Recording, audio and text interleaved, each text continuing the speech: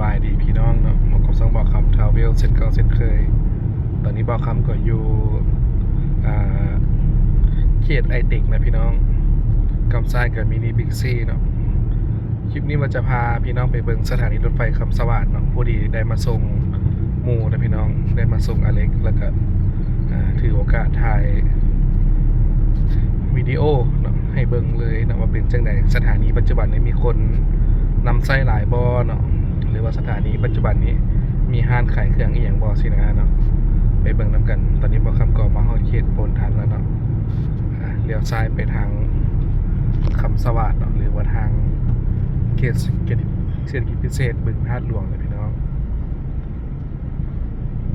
เนี่ยมีอพาร์ตเมนต์มีอย่างพร้อมเลยเนี่ยดูมอนเนี่ยเดือนหนึ่งคือว่า300-400เนาะอยู่เขตนี้สตาร์ทฟอร์มประมาณนั้น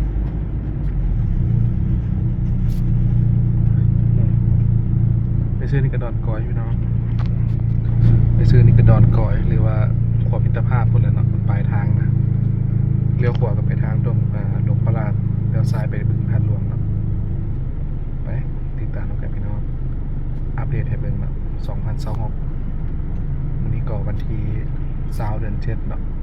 2026เวลา 4 โมงแรงโอเคไปนำกันพี่น้องเลยเอาตอนนี้ก็มาฮอดทางเข้าหมู่บ้านจีนนะพี่น้องเนาะมันสิว่าเราเป็นไชน่าทาวน์แห่งใหม่เลยก็ว่าได้เนาะในกำซ้ายมีคอนโดมิเนียมมีอย่างเนาะ Welcome to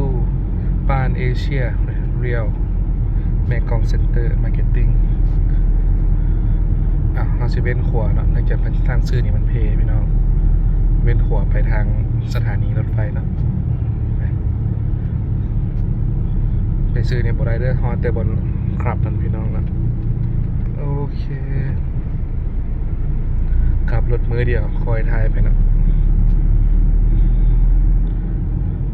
ที่จริงใส่นี่ก็ได้เพิ่งเตือนบทสมุดนี่มันเช็คนี่นะใส่นี่ใส่ตัวขาจับเนี่ย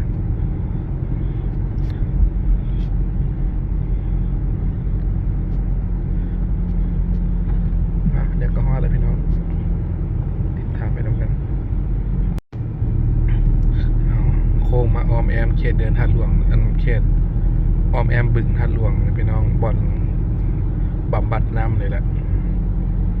ต้นพร้าวก็เริ่มใหญ่ก้านาบานแล้วเนาะกับทรายเป็นไนท์มาร์เก็ตนะพี่น้องบางวันยังเปิดปกติบอลเนาะตัวเมื่อกี้เนี่ยมันเปิดเอาไว้นิดนึงช่วงนี้คือว่าเปิดซ่าคนมาหน่อยบนเรือจังเลยเนี่ยไนท์มาร์เก็ต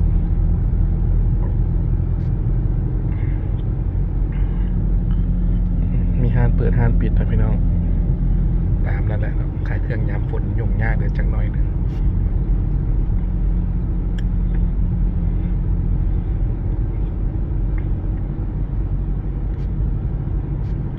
นี่กับบอลส่วนสนุกเนาะบอลเล่นเล็กน้อยทางหน้านี่บางมือก็เปิดให้เข้าฟรีเนาะบางมือก็จ่ายเงินทำบนไหนซื้อเมื่อไหร่ช่วงเทศกาลเนี่ยมันเปิดให้เข้าฟรีเนาะแต่กับบางเทื่อพี่น้องเด้อบ่แม่นทุกเทศกาลเลยเนาะติดตามเพจเป็นไว้จึงสิฮู้ว่ามีโปรโมชั่นหรือว่าอีหยังบ่เนาะตอนนี้มาฮอดทางเข้าสถานีคำสวัสดิ์แล้วนะพี่น้องเนาะโอเคถือโอกาสมาถ่ายคลิปเลยสถานีเวียงจันทร์คำสวัสดิ์มีหลายคนขอมาแล้วนะว่าอ้าวมาถ่ายให้เบิ่งแน่ว่าซั่นเด้สถานีนี้เป็นจังไดเอากลับมาเบิ่งตอนนี้นำกันนี่แหละ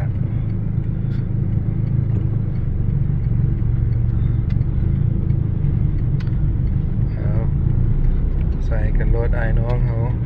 ผู้สิจอดผู้สิไปเมื่อกี้นี้บางคนผู้พูดสถานีเนาะมาวันนี้บางคนไปบอลลาวจีนหั่นบางคนไปสิไปไทยแต่มา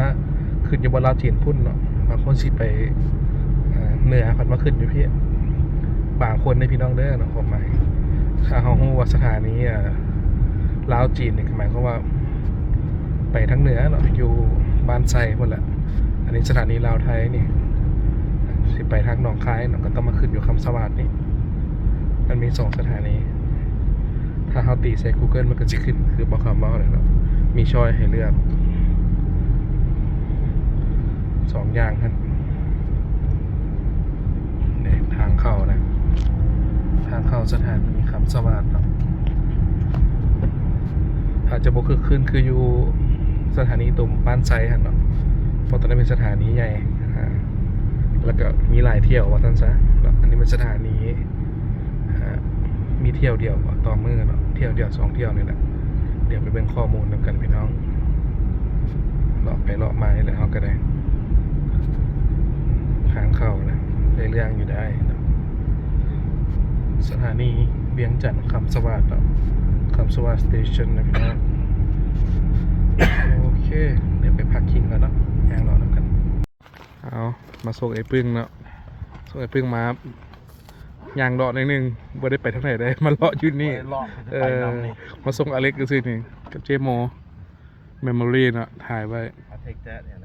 โอ้แบกเครื่องเก่งเลยเจโม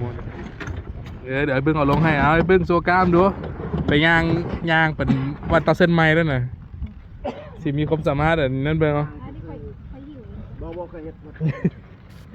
ก็ได้เคลลี่บอยนี่น่ะก็ต้องเฮียนเลื่อนไปเลยครับเนี่ย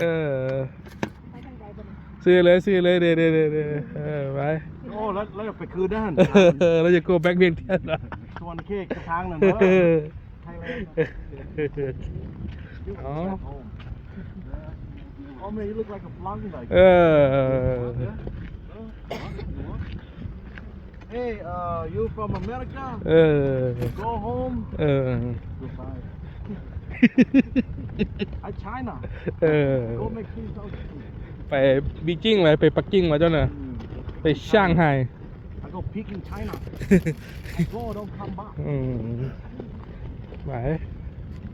ครับเงียบเหงาขนาดตอนนี้เวลาประมาณเท่าไหร่4 โมงนะพี่น้อง4 โมงปลาย4 โมง 18 นาที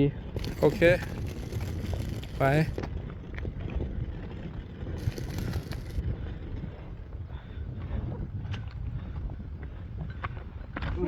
คืออยู่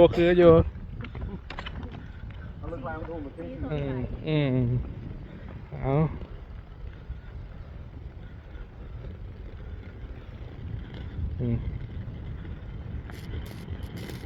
ออกมาทางในนะพี่น้อง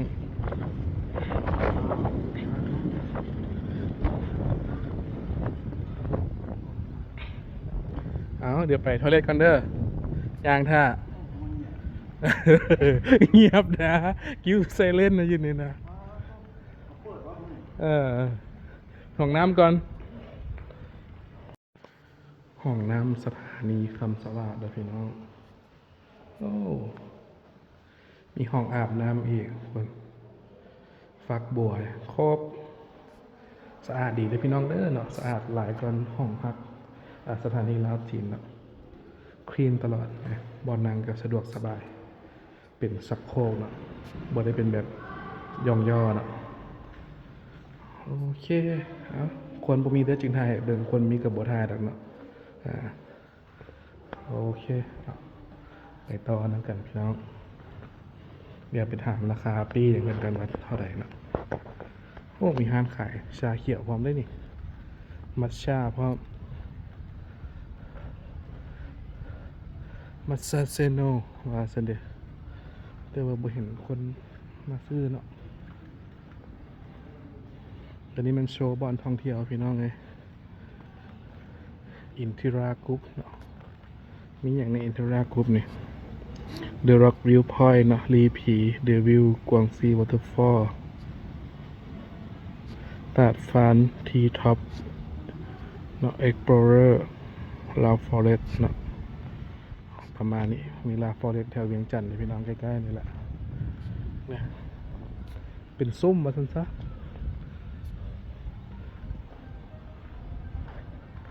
กว้างขวางเลยพี่น้องถ้ามีห้างกาแฟพร้อมนี่ดาวสเตชันนี่ไปใส่ไอ้โอเคฮันบ่มีหรอฮันก็มีเลย ซ้ายขวา left right have on ไปนี่แหละคันจิบาแล้วก็โอเคก่อนคนหน่อย ทั้งกลาง ไปพูดภาษาคนหน่อย อันนี้คนมันจะหลายแล้วมันสินั่นนึงนี่กิน สะอาด so clean very good นี่ทางในเลยพี่น้องด้านในสถานีโอ้คันหานี่บ่มีพนักงานอยู่นี่ก็มีขายด้วยพี่น้องเด้อเป็นตู้แบบหยอดเนาะเบิ้งคนหนึ่งเท่าไหร่ย่างไปเบิ้งก่อนนี่ก็ immigration เนาะ passport control diplomatic official เนาะ Asian lane เบิ้งราคานี่เท่าไหร่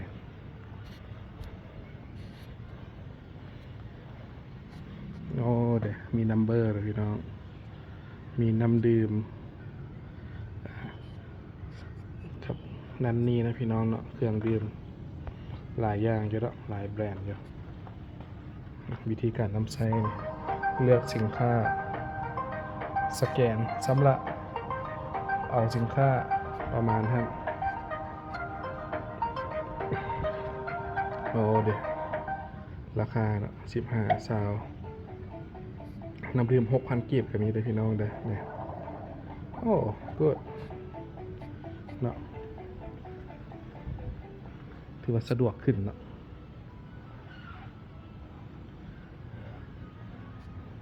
โอเคเลยใส่ได้สวยงามตั้งแต่ว่าบ่มีห้องแอร์ด้วยสิเนาะเป็นอาคารสูงลมรวงดีเนาะเบิ่งก็สิบ่ฮ้อนดอกเพราะว่าอาคารมันโล่งอะไรพี่น้องโล่งแล้วก็อยู่นอกตัวเมืองได้เนาะมลพิษก็สิบ่หลายปานใดว่าซั่นซะโอ้มีฮอต exchange money LDB เนาะ fin information unit service นะพี่น้องหน่วยบริการ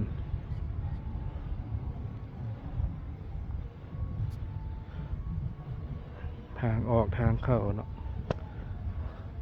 เครือข่ายโทรศัพท์บอนซื้อซิมคาร์ดก็อยู่นี่ตัวแทนจำหน่ายลาวเทเลคอมเนาะ ETL Digital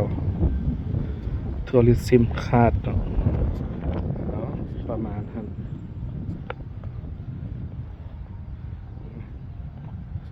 ผู้โดยสารประมาณนี้เวียงจันทร์กรุงเทพเนาะผมว่าจะมีคนหลายกว่านี้บ่นะพี่น้องแต่ว่าตอน4:30ประมาณนี้เอาเบิ่งตัวนี้บอนขายปีรถไฟลาวไทยเวลาเปิดให้บริการตอนเช้า8:30เนาะ11:30ตอนแรง13:30 18:30เนาะเป็นเวลาเปิดบริการมันซะเนาะ LNR ประมาณนี้ห้องการขายปีโอ้ปีรถไฟลาวจริงอ่ะซื้อนี่ได้พี่น้องตั้งแต่ไปขึ้นญี่ปุ่นเนาะนี่ลาวไชน่ารันเวย์ทิกเก็ตเซ็นเตอร์เคาน์เตอร์เนาะซื้อยูปิก็ได้รถไฟลาวจีนโอเคถ่ายมาให้เบิ่งพี่น้องนี่ก็เป็นช็อปขายเนาะผู้ใดที่อยากซื้อเครื่องต่างๆในนี่ก็มีเนาะขนมนมเนยใช่ไหมอยู่ในสถานีนะพี่น้องเนี่ยเป็นลุกของรถไฟแล้วเนาะ คนก็มาเรื่อยๆ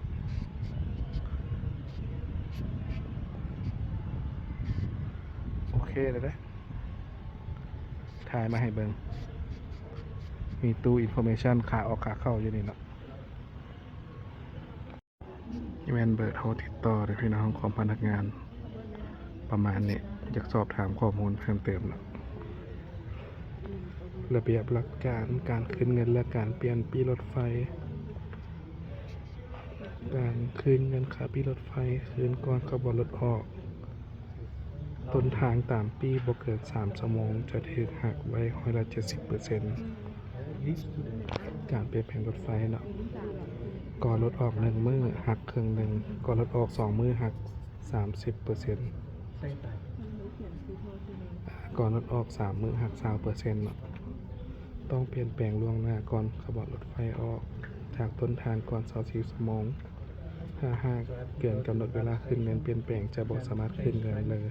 เปลี่ยนแปลงแล้วบ่รับการแหกห้องค่าปีรถไฟในทุกกรณีปีขบวนรถไฟธรรมดาซื้อในมื้อเดินทางบ่เกิน3ชั่วโมงบ่สามารถขึ้นเงินได้ส่วนต่างของราคาโดยสารการเปลี่ยนแปลงรถไฟโดยสารนอกจากคิดค่าธรรมเนียมการเปลี่ยนแปลงแล้วถ้าว่าราคาปีรถใหม่น้อยกว่าราคาเก่าแม้นจะบ่คืนเงินส่วนต่างทุกกรณีถ้าว่าราคาปีรถไฟใหม่หลายกว่าราคาเก่าแม้นจะต้องเสียเงินส่วนต่างเพิ่มอีกนะพี่น้องระเบียบการประมาณนี้โอเค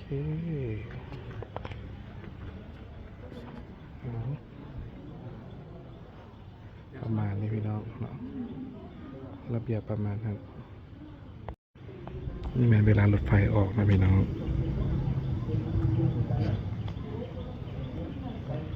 จากบางกอกออก9โมงครึ่ง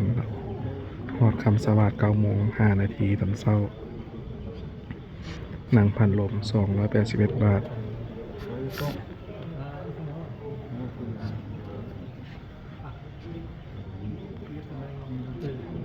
เตียงเทิงเตียงลุมนะเตียงนอน784 บาท780 บาท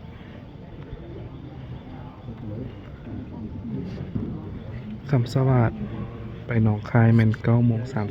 35ฮอดหนองคาย10โมง5นาทีนะนั่งพัดลม70 บาทเวียงจันทน์หนองคายนางแอ120 บาทจากหนองคายมาเวียงจันทน์แม่น5โมงครึ่งเนาะฮอดเวียงจันทน์5โมง55เวียงจันทน์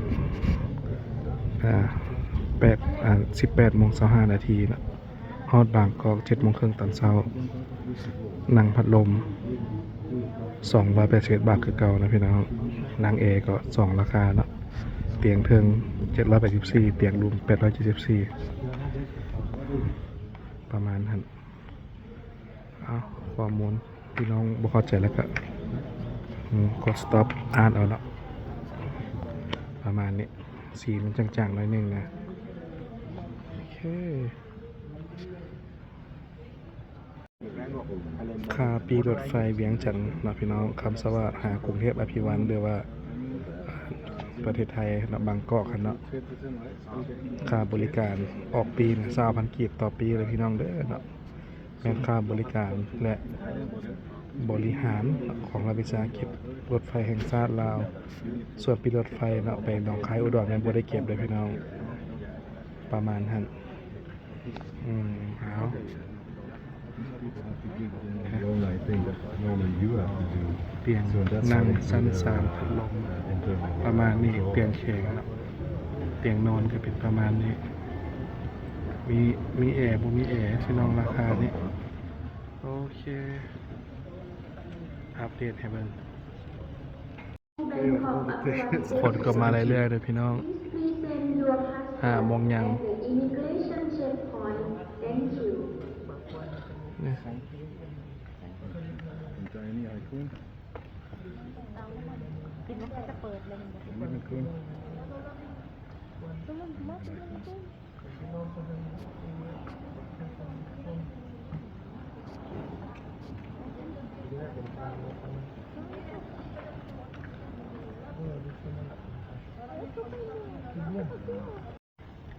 โอ้พี่น้องเนี่ยคนก็เริ่มมาเรื่อยๆตอนนี้ก็5โมงยังเนาะเดี๋ยวพายางเบิ่งทางด้านนอกให้นึงว่าเป็นจังใด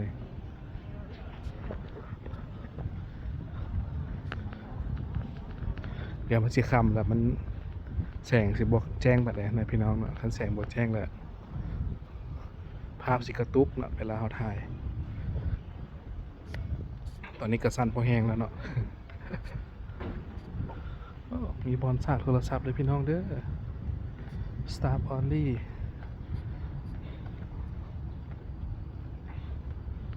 มีฮอตแมวมานอนอยู่เนี่ย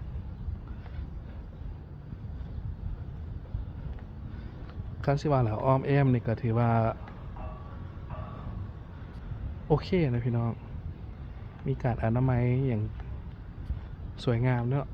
เนี่ยแล้วก็บ้านจัดสรรคำสวัสดิ์บางหลังก็แล้วเนาะบางหลังก็ยังสร้างต่ออยู่เนี่ย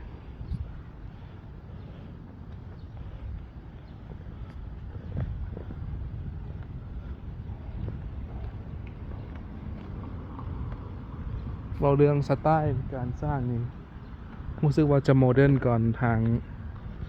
สถานีรถไฟลาวจีนเนาะเนี่ยเบื้องการสร้างกับฮู้เนาะการดีไซน์โอเค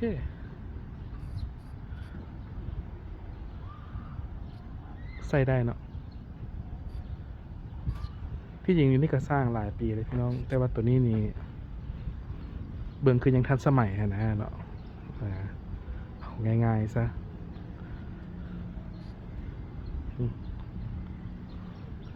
พออันจอดรถก็มีโฮมมีเงาเนาะเวลาฝนตกเอียงก็ถือว่ายังโดยสารได้ปกติประมาณนั้นเนี่ย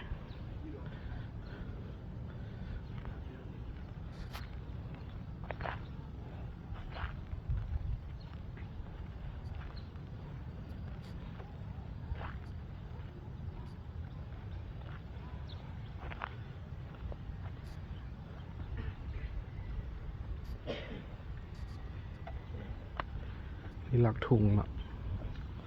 2 4 6 8เสา16 ต้นนะพี่น้องโอ้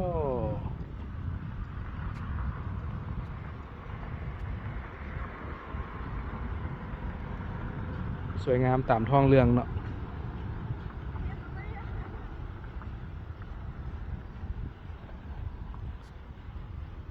โอเคเลยเบิ่งสิไปไทยเกี่ยวกับเรื่องของศิลาเลิกเพิ่นเนาะศิลาเลิกเพิ่นว่าเป็นจังได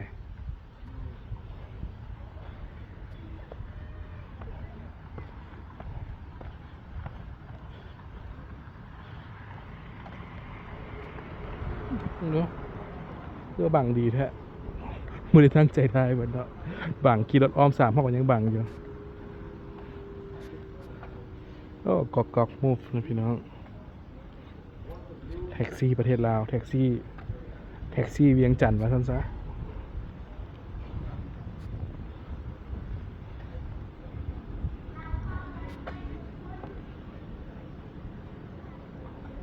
เอามาอ่านให้ฟัง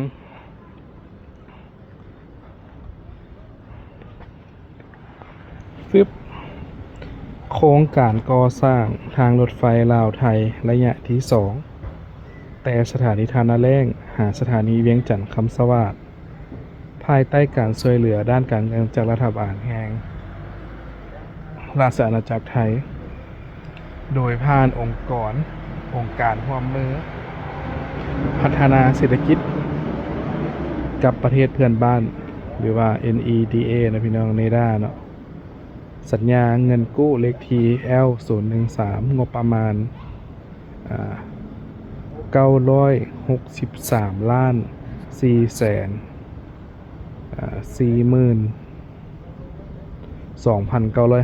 42,955 บาทเนาะเป็นเงินช่วยเหลือละ 30% เป็นเงินกู้ยืมดอกเบี้ยต่ำ 70% เจ้าของโครงการกรมทางรถไฟกระทรวงโยธาธิการและขนส่งออกแบบโดยทีม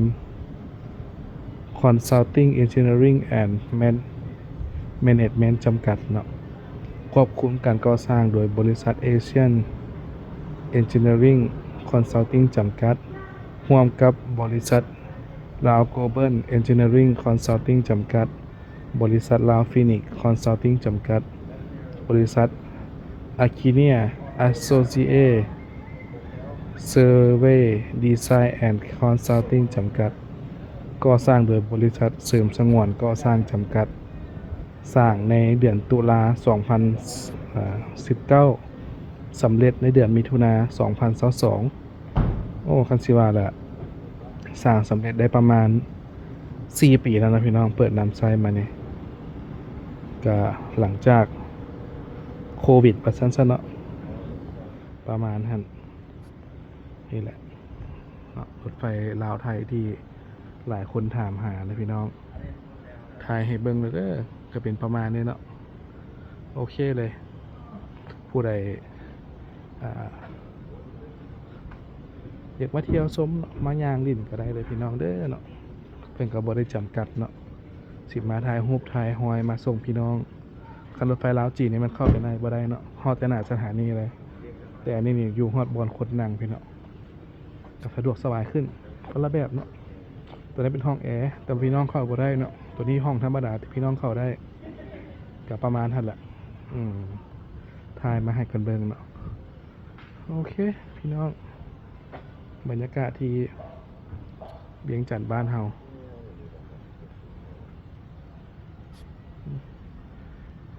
ก็บ่ได้มีแต่ลาวไทยเนาะคนต่างประเทศก็มาหลายอยู่ตามที่เห็นนำกันนี่แหละ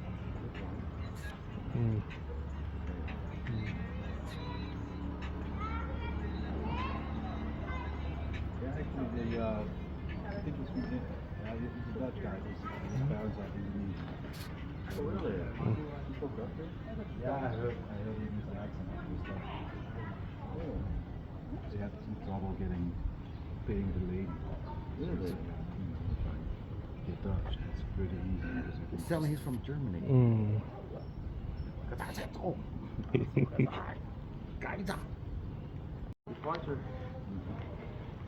Information Ticket Office Toilet โอ้เปิดแล้วพี่น้องเนาะ Passport Control เนี่ยเริ่มแบกเครื่องแบกของไปละเขาก็มาส่งอ้ายเพิ่นเนาะพวกจักกันได้10 กว่าปีเลยพี่น้องเนาะกับอเล็กนี่ตั้งแต่สมัยขายเครื่องอยู่กะสีเพิ่นเนาะถือว่าเป็นหมู่สนิทผู้หนึ่งเนาะมักส่งหากันยามทุกยามสุขก็ส่งหากันเยอะเนาะ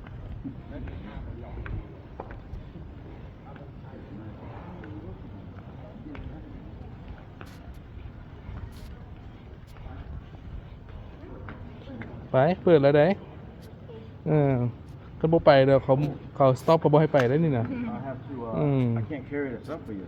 It's okay, it's okay. I have บายเด้อไปเป็น3 คนเจ้าเลย Yeah, all three of us. โอ้โหบอลนางนี่แบบแน่นขนาดเนาะ Put knock. เหมือน Heavy duty. แมมอสที่บนนางนี่นะต้องเป็นแมมอสด้วยบ่โอเคไปไอพี่น้องเนาะส่งเจโมกับอเล็กเดินทาง All right, buddy. เดินทางปลอดภัย Yeah. Hey, good luck. Good luck with getting back. Keep in touch. Let me know how the travel's going. I think it's going to be fine. I'll ride my bike all the way over the water. If you're driving the bike, you cannot think about anything else. Just have a look around nature. Keep safe. Gotcha. At the end of the day, you see the road. You see it going by. Okay. โชคดีเด้อ เอา ไป Okay, come. I'll give you a Oh. hug too. and let's go Hey, thank you. Then we come sit. see you See you. พบกัน Let us know when you make it, all right?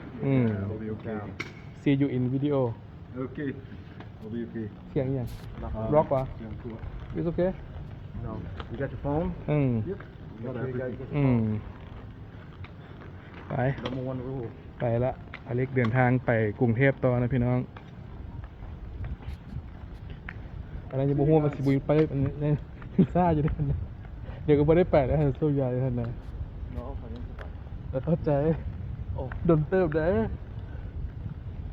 some people lost ไปบ่ได้เลยCheckpoint. เอาไปแล้วพี่น้องเขาน่ะเดินทางต่อสู่ความเบิ่งบานไกลโพร่นโอเคเดี๋ยวมื่อหน้าพายพึ่งไปเนาะ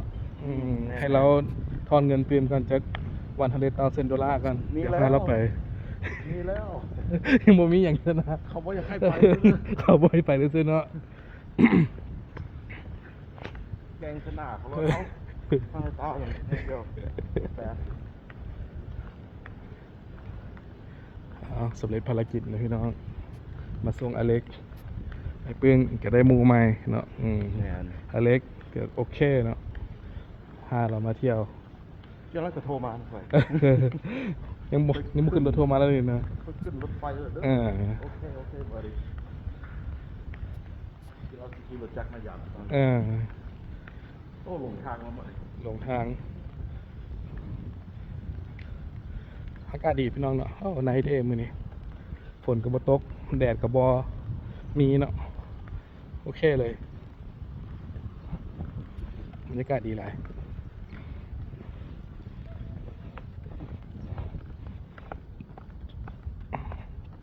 คือสถานีลาวจีนเนี่ยโอ้จากแท็กซี่อีหยังจอแจ้เนาะอยู่นี่โอเคย้อนเที่ยวรถหน่อยได้เนาะแล้วคนเดินทางหน่อยสินะต่อไปอาจบ่แน่เนาะต่อไปอาจจะมีคนหลายคือว่าสถานีลงใต้ซะเนาะเวียงจันทร์ปักเซซะคนที่หลายเนาะคนในประเทศอย่างเนี้ยอันนี้ไปไทยนะบางคนกลับไปขึ้นรถเมล์อยู่หนองคายเนาะบางคนกลับไปขี่รถไฟอยู่สถานีหนองคายเลยสินะก็แล้วแต่คนไม่มีหลายทางเลือกนะพี่น้องประมาณเนี้ยเอาไอ้เพิ่งเซบายบายทุกอเล็กไว้อยู่ในคลิปนะบางทีอเล็กเปิดเบิง Alright Alex I see you next time buddy โอเคMaybe I'll go fly fishing over there เอาจึงว่ากันนะพี่น้องไปพบกันใหม่ในคลิปหน้าสำหรับคลิปนี้ขอจบเพียงนี้เนาะขอบใจที่เข้ามาติดตามส่วนพี่น้องเด้อเนาะบ๊ายบายโชคดีอยู่ดีมีแหงทุกคนเด้อขอบใจลืมบอกนะพี่น้องราคาเพื่อจะขายเป็นเงินบาทตามที่หันเนาะแต่ค่าใช้จ่ายกีบก็ได้รายเป็นเลทกีบแต่ว่าราคาอันตัวคือท่าให้เป็นหันแหละเป็นเลทเงินบาทเปิดเจอเฉลยเนาะอยู่หันตามที่เห็นน้ำกันหันแหละไปพบกันใหม่ในคลิปหน้าพี่น้องสำหรับคลิปนี้ขอจบเพียงเท่านี้เนาะขอบใจที่เข้ามารับชมด้วยเนาะโชคดีทุกคนบ๊ายบาย see you